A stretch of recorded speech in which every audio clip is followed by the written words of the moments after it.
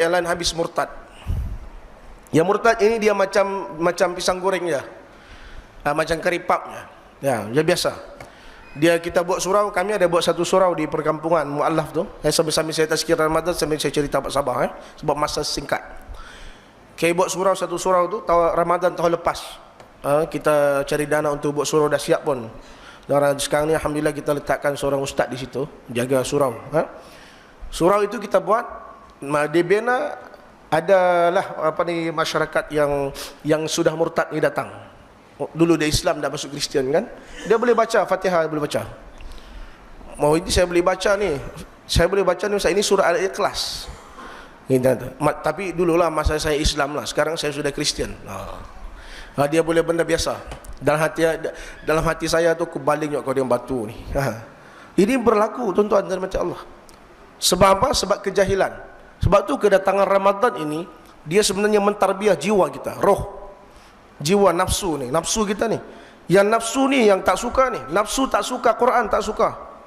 Ya? Baca Quran tak suka, dengar Quran tak suka, solat tak suka, perkara-perkara baik tak suka, derma infak tak suka, tahfiz tak suka. Yang tak suka tu bukan kita, nafsu kita. Sebab tu nafsu dalam Ramadan kita kena paksa dia, tarbiyah dia, didik dia. Bagaimana nak paksa dia? Di samping berpuasa, paksa dia baca Quran. Batu kedatangan Ramadan, syahrul Ramadan alladzi unzila fihi al-Quran hudan linnas, petunjuk pada manusia, wa bayyinatin minal huda, petunjuk, penerang kepada petunjuk, penjelasan keterangan kepada petunjuk, wal furqan, pembeza antara hak dan batil. Ini Quran. Kalau kita puasa, kita tidak maknanya kita tidak sebatikan diri kita dengan Quran, maknanya kita tidak menyahut seruan puasa secara total. Barak. Maksud sekadar kita puasa lah. Sebab tu puasa ni tuan-tuan dan macam Allah, bukan sekadar puasa, tetapi pengisian dalam puasa itu. Bagaimana pengisian zikir kita, Quran kita, qiyamul lail kita, man qamal laila Ramadan imanan wa ihtisaban ghufira lahu ma taqaddama min zambi. Nabi sebut lagi, man qamal laila Ramadan. Man qama laila Ramadan imanan wa ihtisaban ghufira lahu ma taqaddama min zambi. Barang siapa menghidupkan malam-malam Ramadan, Allah ampun dosa mereka yang lalu. Kata para ulama, orang yang menghidupkan Ramadan, malam Ramadan bermula daripada tarawih. Tarawih ini sudah dikira sebagai menghidupkan malam-malam Ramadan. Sehinggalah pergi ke sahur, sehinggalah pergi ke solat subuh berjamaah. Kalau tarawih pun malas, ada itu sebab tu ada wujud geng 8, geng 20. Tahu geng 8, geng 20? Geng 8 dia nak 8 rakaat. Geng 20 dia nak 20 rakaat. Macam kami, kita biasalah. Semua 8 rakaat, nasib baik 40 tak buat. Ya, Sayyidina Umar pernah buat 40 rakaat. Di Malaysia ni kita paling banyak pun 20 lah. Kalau pergi ke masjid tu buat 20, bagi kita tazkirah situ, kena habis sampai 20. Itu kelebihan dia bertazkirah pergi masjid-masjid ni, ustaz ni. Geng 8 ni komplain, geng 20 komplain. Ustaz bagi tazkirah, ustaz belasah sikit geng 8 ni. Geng 8, sebab apa? Sebab geng 8 ni 8 rakaat je dia balik. Dia balik tak apalah, dia balik tu dia habiskan jam murih. Jadi kami habis 20, habis dah tak ada murih dah. Itu dia marah tu. Aku dah habiskan 20, aku tak khusyuk dah Ustaz, tak khusyuk. Habislah aku ikan ipap aku. Jadi tak khusyuk. Sebab tu tuan-tuan dan rahmati Allah SWT, dia tak ada isu. Baik 8, baik 20, tak ada masalah. Cuma masa saya pergi ke pedalaman, tuan-tuan, kita kongsi tuan-tuan lah.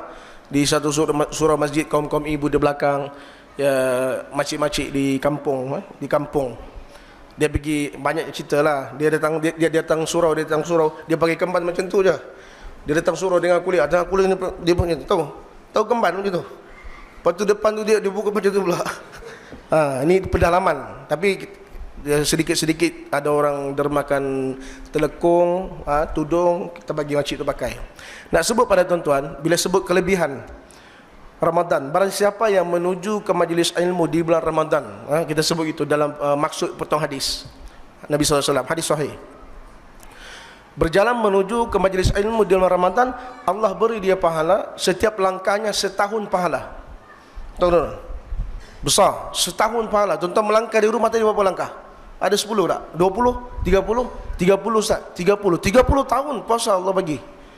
Dia dengar, masjid tu dengar, tuan-tuan dan macam Allah. Alhamdulillah Ustaz, dia kata, cover semua aku punya puasa terlepas-lepas. Tahun depan aku tak nak puasa. Tak nak puasa dia. Sebab apa makcik tak puasa? Saya tadi Ustaz jalan kaki 50 langkah. 50 langkah, 50 tahun. 50 tahun, saya umur berapa dah? Tak payah dah. Dia ingat kelebihan yang Allah beri itu, cover semua. Solat tak payah, apa semua tak payah. Jadi babak kelebihan ni pun, fadail amal ni, kelebihan-kelebihan amal dan sebagainya ni, kadang-kadang nak cerita pada orang jahil pun berhati-hati, tuan-tuan. Ya, berhati-hati. Sebenarnya kelebihan ini Allah beri kepada kita untuk naikkan darjat manusia. Irfa'illahu alladhina amanu minkum walladhina utul ilma darajat, kata Allah.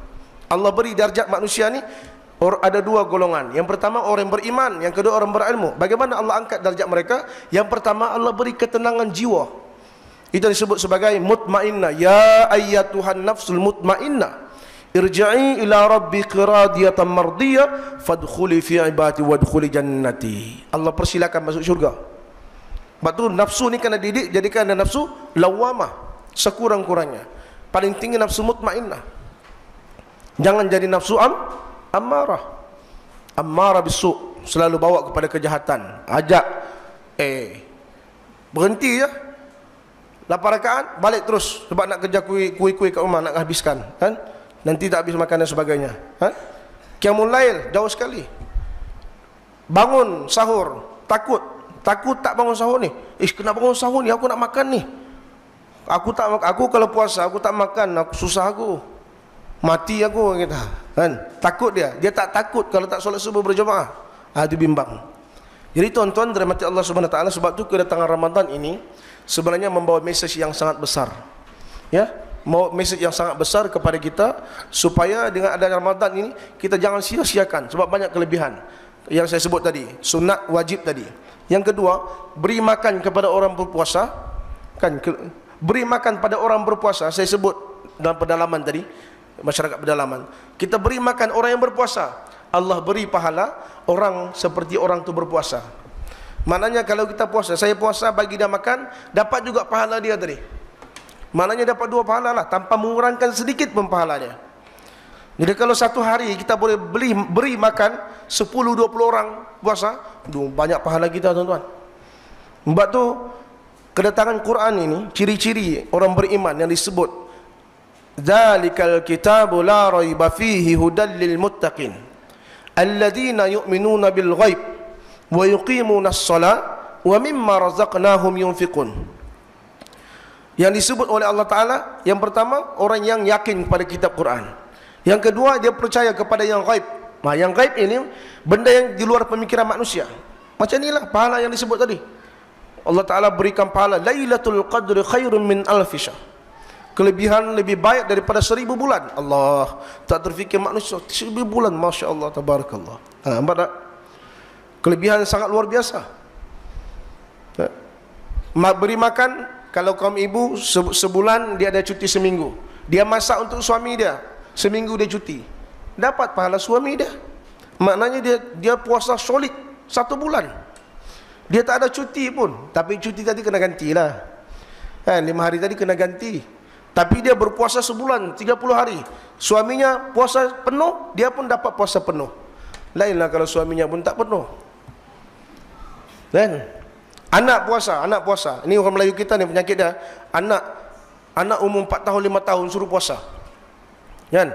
Ada satu pasti, saya jaga pasti satu pasti tu, kan? Dia di pasti ni tadika, umur 4 tahun 5 tahun puasa. Ustaz, saya nak mati dah Ustaz. Kenapa kau nak mati? Saya puasa, bapak saya tak suruh buka, saya suruh makan. Beritahu ustazah bagi makan. Tak mau, bapak marah, nanti bapak rotan, kata. Apa tak? Orang kita ni, orang Melayu Islam di Malaysia ni, dia tekan anak dia bab puasa. Ini silap, tuan-tuan. Tekan anak kita bab solat, bukan bab puasa. Anak 4 tahun 5 tahun, perut dia pun kecil lagi. Puasa pukul 2 petang, abah tak tahan, okey makan. Bukan ada masalah apa pun. Tapi bab solat tekan dia. Dah solat belum? Belum. Solat. Dah majlis Quran belum? Baca Quran belum? Belum. Baca Quran. Yang tu kena tegas. Bukan bab puasa. Ini anak sampai terlentang macam tu. Sebenarnya macam tu. Jangan buka, awas. Nampak ni. Ada kes tuan-tuan, anak keras. 4 tahun. Abah tak tahan dah. Abah dia beriman sangat. Beriman sangat dengan puasa. Tak apa, tawaduk. Relax.